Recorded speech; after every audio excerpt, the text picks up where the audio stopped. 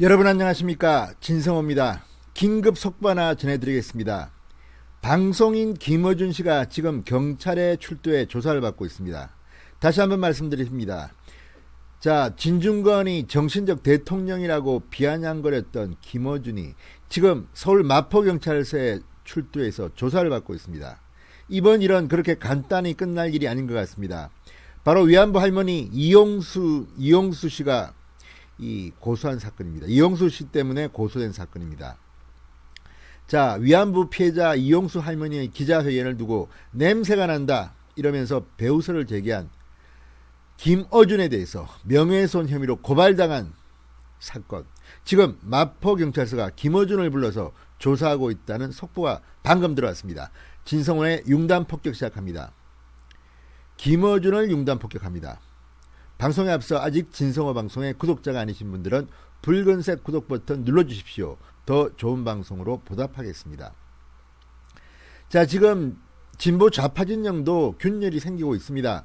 위안부 할머니 문제와 관련해서 윤미향 의원, 아무튼 우리 편은 다 뭘 해도 보호해야 되는 모양입니다. 방송인 김어준 씨가 이용수 할머니의 기자회견을 두고 냄새가 난다, 이런 이야기를 해서 시민단체로부터 고발당한 일이 있는데, 지금 서울 마포경찰서가 김어준 씨를 불러서 오후 2시부터 피고발인 신분으로 김어준을 조사하고 있다, 이렇게 방금 밝혔습니다.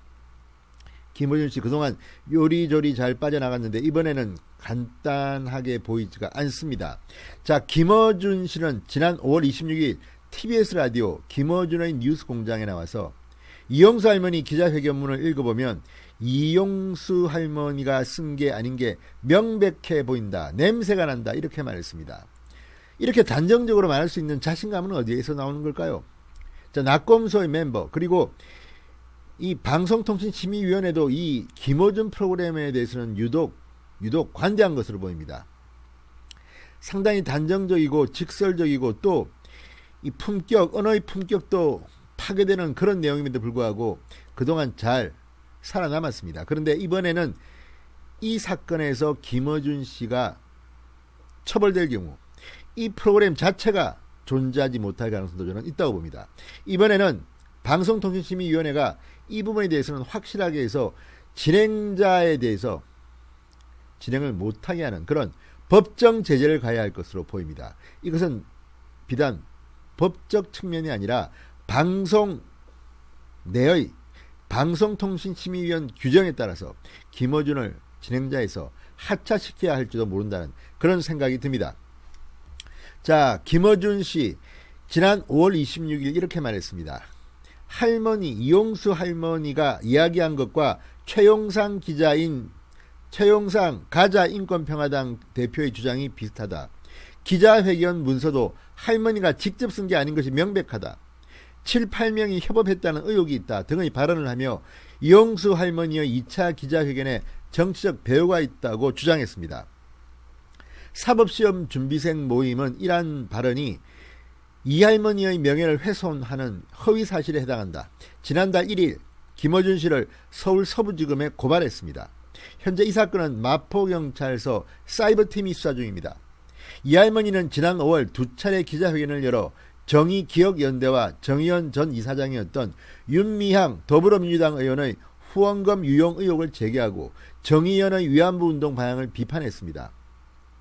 이용수 할머니는 지난 5월 28일 CBS 라디오 김현정의 뉴스쇼에 출연해서 나는 치매도 바보도 아니다, 100번 1000번 얘기해도 나 혼자 했다, 이렇게 배우설을 일축했습니다. 이 이용수 할머니의 CBS 라디오 발언에 근거해서 이 시민단체 사법시험 준비생 모임은 김어준 씨를 명예훼손으로 고발했습니다.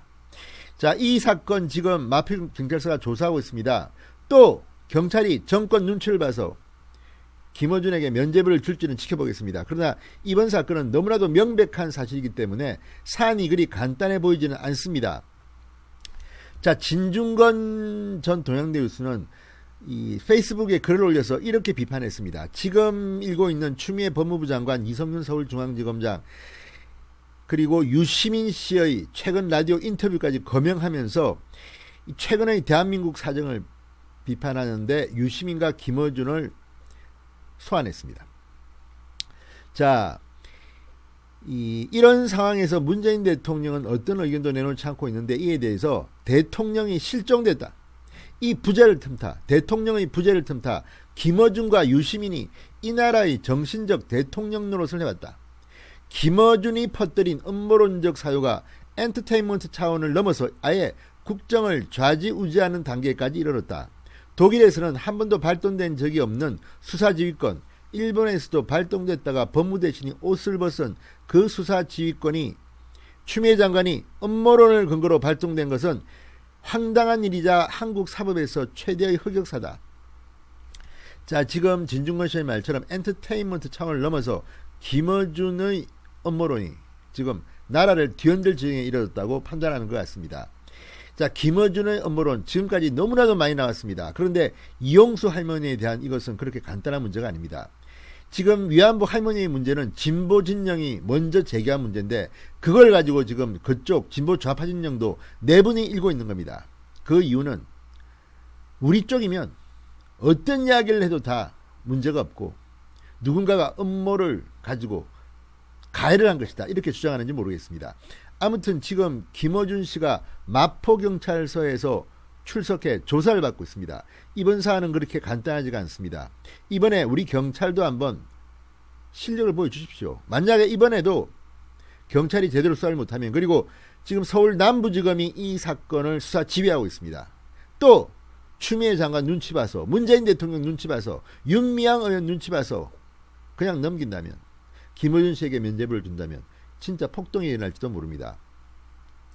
참고로 지금 윤미향 의원 의혹도 검찰이 벌벌 떨고 수사를 제대로 못하고 있습니다.